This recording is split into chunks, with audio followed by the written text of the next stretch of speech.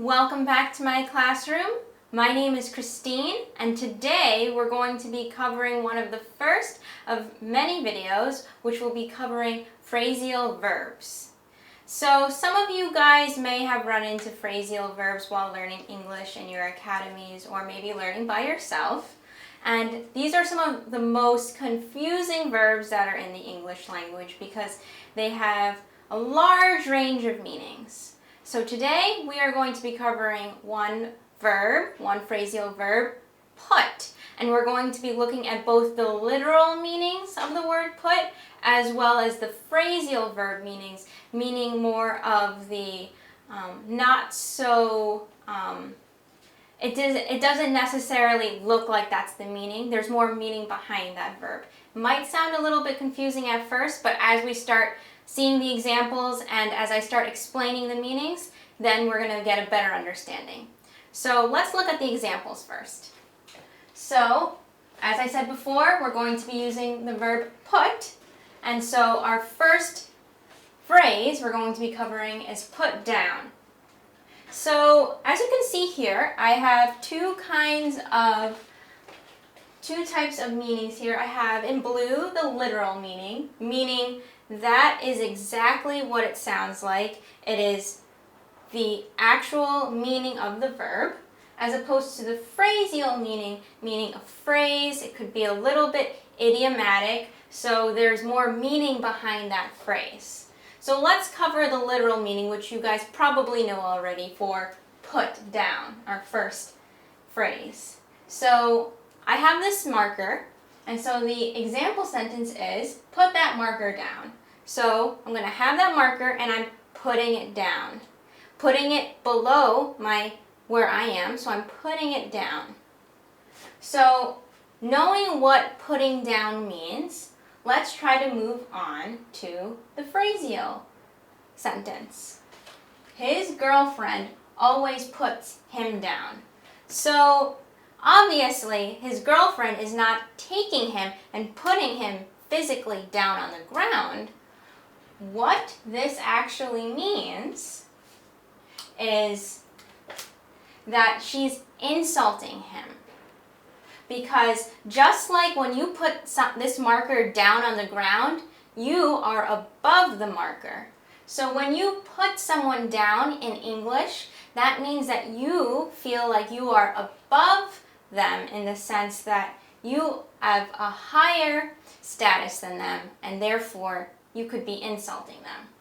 So, puts down. Let's put down the little definition here. Means to insult. So, just a note, everyone, with phrasal verbs, you could have the subject in the two cases here in between the phrase. So in literal, you have put that marker down, and then for the phrasal sentence, the girlfriend always puts him, that's the subject, down. Okay, so I think that was I hope you guys get that one. Just remember, put down means to insult when you're taking it in a more phrasal, idiomatic approach. And then you can always put something down when you mean the literal putting something down. So let's move on to number 2, put back. So put back means you're having this marker. So let's look at the example sentence again with the marker. Put that marker back in its proper place. So I have this marker. I got it from over there. So my teacher told me, put that marker back in its proper place. So there is an original place for this marker. So I'm going to put it back over here, right? So pretend there's a little table here. I'm putting it back over here. Easy enough. So right over here, put that marker back in its proper place. So thinking about putting something in its original place, let's go to the phrasal sentence of that comment put her back in place. Let's put a little period right there since it's a sentence. So obviously that comment or the thing you said about that girl or her is now going to actually physically put her maybe at home in her place, but what that actually means here, when we use it in a more idiomatic way, is that it's actually humbling her. So to humble or to make her not necessarily feel bad, though sometimes it does end up making someone feel bad.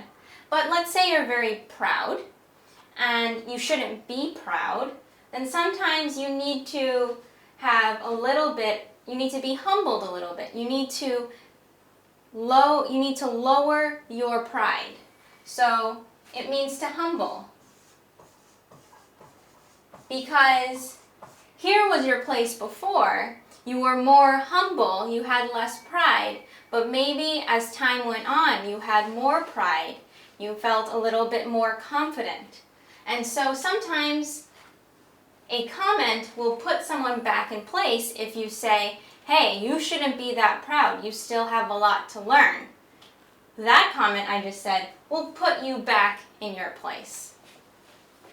Okay, so remember, definition of the phrasal verb of put back is to humble. Okay, so last one is put up. So the literal meaning of put up is to, let's say I have this marker, and I'm putting it up here. Well, it doesn't really make that much sense, so I didn't actually put that as our example sentence, but you get the picture. My example sentence was, may you put that picture on the wall? So here's my wall, I have a picture, and I want to put it up here. I want to stick it up here.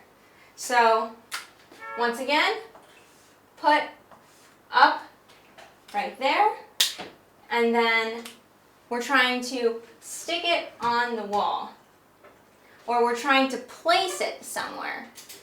So remembering put up means to place it. Let's look at the phrasal sentence. They put her up for the night. So this one is probably the one that is a little bit more, it requires a little bit more thinking and what it actually means. Oops, gotta use the right color. So put her up for the night. So let's say your friend comes over and she was supposed to just have dinner, but she didn't want to go home because home is too far. So she asked, can I stay over for the night?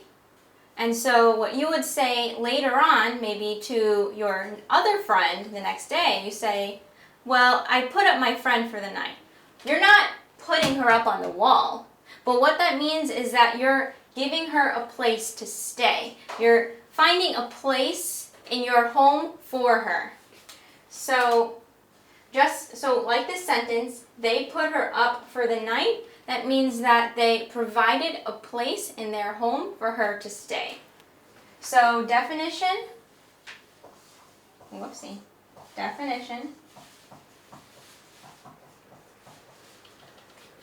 is to provide a place to stay.